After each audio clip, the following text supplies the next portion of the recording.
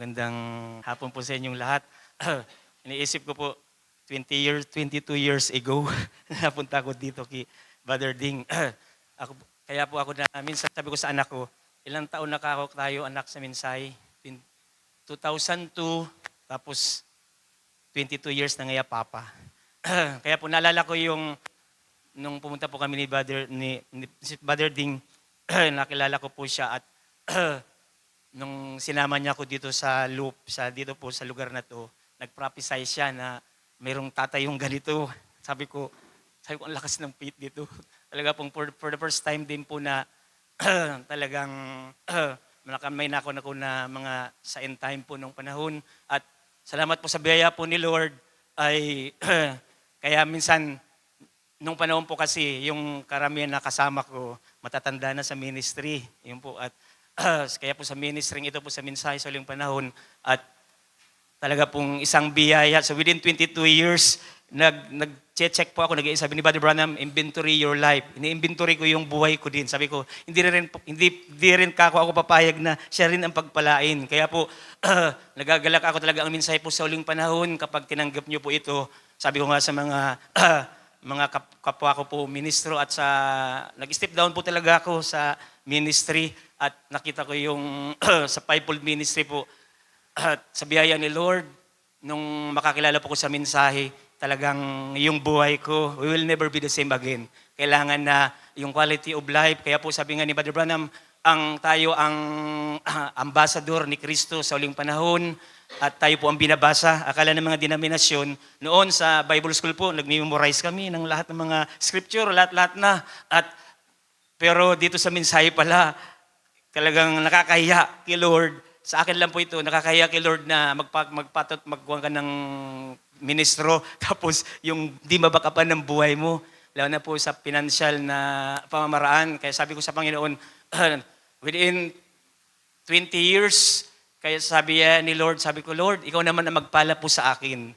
Yung bang nakaupo ka lang, may sweldo, yung bang may inaasahan ka na lifetime, yung hindi ka nagaano, po. Kaya po, sa biyaya ni Lord, nakapasok po ako sa DepEd, talagang kuwam. Ito pala kako, yung kahit, pero katakot-takot, sabi ko kay Lord sa board exam ko, Lord, kung kalooban mo ako makapagturo sa gobyerno, ipasa mo ko. Kaya po, kuwan lang po yung sa pag-DepEd ko po, extra lang ni Lord. Kasi po, pinaglingkuran na kita 40 years ago. Sabi ko, Lord, bunusan po naman ako talagang within denomination. Kaya sa denomination pa po, kahit dito sa Minsay, 22 years. Yung bang ayoko na, just to be a blessing, sabi ni Brother Branham, paano ka magpapala sa tao na wala kang maibigay. Lalo na po sa fivefold ministry, paano makakatulong sa kapwa ko ministro na wala ka. Talagang ito po sa mensahe, by faith talaga. Maranasan ko po mag-worker ni Pastor Roel doon sa Maynila. Talagang grabe. At maging dito po, si Brother Ding, alam ni Pastor Ryan yan, ang ministry dito sa Bicol, talagang sakripisyo po talaga. Kaya po, sa biyaya ni Lord, sa patutuko pong ito, talagang ang mensahe po sa uling panahon ay talagang makapangyarihan siya. Talaga pong sa mensaheng ito, kaya nagagalak po ako. Minsan, binibisita ko yung mga, sabi ko, Lord, bibisitahin ko yung mga dati kong kamanggagawa. Mga patay na kako. Si Pastor Ruel, hinahanap ko yung lugar. Si Brother Ding, hinahanap ko din. Si Pastor Jerry, nadadaanan ko doon papuntang buhi. Sabi ko, kaya, Brother Vic, talagang mapalad ka rin na talagang bilib ako sa mga elder na dito sa mensahe. Kaya po salamat po sa Panginoon sa Pastor Gary nga sa kamanggagawa ko. Talagang consistent siya. Sabi ko, nasa DepEd ako, pinapakinabangan minsan na ang player ako nakapalarong pambansa, yung skills ko talagang binabayaran ng DepEd. Lahat na ang skills ko. Pero dati sa Mr. Expo, nag-organize kami na Brother Ding ng mga pastor, pinapakain, ni Brother Rose, lahat. Talagang ginagasusan lahat ng thousand of money. Kaya po, sa biyaya ni Lord, sabi ko this year, 2025, Lord, gustong-gusto kong pumunta dito, Pastor Ryan. Kaya lang may pastor ako doon sabi ko, Lord, sana kapag nag-invite ka ako, yung si Pastor Gary naman i-invite. Kaya nung nagtanong ako, siya nauna na si Pastor Gary. na-invite kita na punta. Ako din na-invite ni Pastor Ryan. Kaya po, yun po ang kinukuhan ko na, of course, sa COD Church Order, kailangan natin na magpasako po sa lokal na simbahan. Kailangan na tayo sa mensahe, sabi nga ni Pastor Gary, ang ministry naman, Pastor Ryan, hindi kompetisyon. Hindi naman talaga kompetisyon.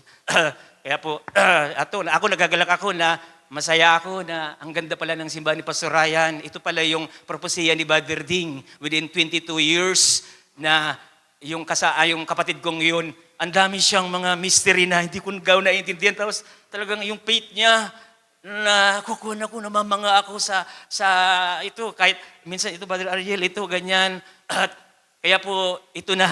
Talagang maging sa buhay ko din. Sabi ko nga, ako rin, dapat paglayan mo rin, Lord. Kasi yung mga kapatid ko rin, pinagpapala. Ama na anak mo rin ako. Kaya po, salamat po sa Diyos. Within 22 years ko po sa mensahe, sabi ko nga, wala pa rin akong nagawa sa Panginoon. Kaya kahit nga yung mga, Brother Ross po, ikikukan ko po sa inyo, iti-testimony. Maraming nabautisman po doon. Mula dito sa Mystery Expo, si Brother Ding, nagsakripisyo din po sa amin. At nagtutulong-tulong kami ni Pastor Well, ni Brother Ding, ni Pastor Jerry, lahat. Talaga po, ang dami. Kahit minsan po doon nga, yung gesture lang po doon sa baras na salamat sa inyo, sa marami pong mga nagsakripisyo po sa ministry. At isa po si Brother Ding na isang lingkod po ng Diyos na sa kanya pong gift din. At talagang pinindikit man ni Pastor Ryan yung simbahan mo at talagang ang Diyos rin, talagang naniniwala po ako na kapag ang Diyos ay nasa puso natin, talaga pong ang Diyos, siksik, liglig, umapaw na pagpapala. Kailangan yun. Kaya hindi rin ako papayag, Lord, alam ko may totoong Diyos kasi sawa na po ko sa mga denominasyon, mga ipokritong mga pastor. Ayaw ko na. Yung mga mukhang pera, puro lang mga support. Brother Vic, ayaw ko na yan, na nagsusuporta ganyan sa mga missionary. Gusto ko, Lord, yung may-ari ng langit at lupa, sana sa akin din, sa puso ko din. Pagpalain mo din ako. Ayaw ko na rin na nag-asawa na nagparapaki-star kung ano pong talagang aasa ka sa tao. Sa ministry pong ito, sa mensahe, wala naman talagang suporta, walang pera.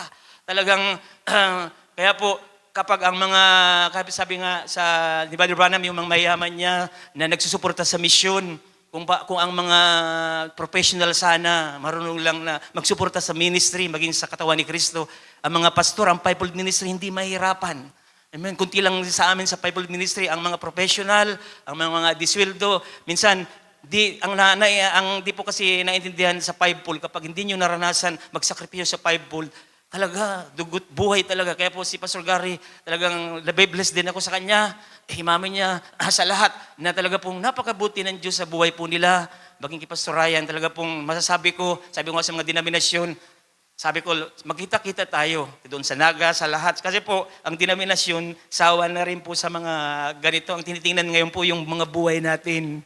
Kasi ang connection po kasi sa paghahayo, number one po yung magandang relasyon mo sa tao. Kaya po, salamat po sa Panginoon sa buhay namin, sa ministry ito, sa mensahe, kay Pastor Ryan, talaga pong nabibless din kami sa kanya. Kaya po, nagpapasalamat ako sa Diyos ng tao sa puso na ang pagkakataon pong ito, gustong-gusto kong punta. Kaya pala, dapat talaga God's timing.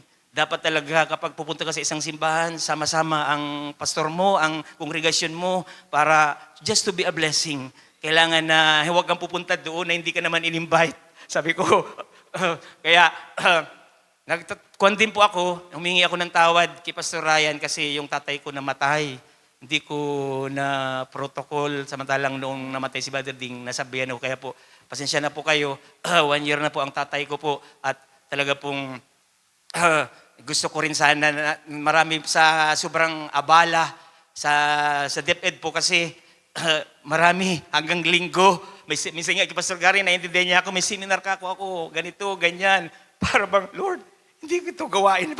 Parang, Brother Vic, parang nakukonsensya ako nito. Araw lang linggo, nagsiseminar, ganito, ganyan. Bagamat financially, na-enjoy mo yung mga loans, mga kuwan mo sa gobyerno, pero ito ba ang gusto ko? Para bang yung nire-review ko ngayon ni Lord na dati na ikang ginamit ni Lord, dati nang yung mga ganito, ganyan. Kaya po, pag-pray niyo po ako na bagamat kailangan ng provision, sabi ni Brother Branham sa mensahe sa huling panahon sa end time evangelism, kailangan ng open door, burden, provision.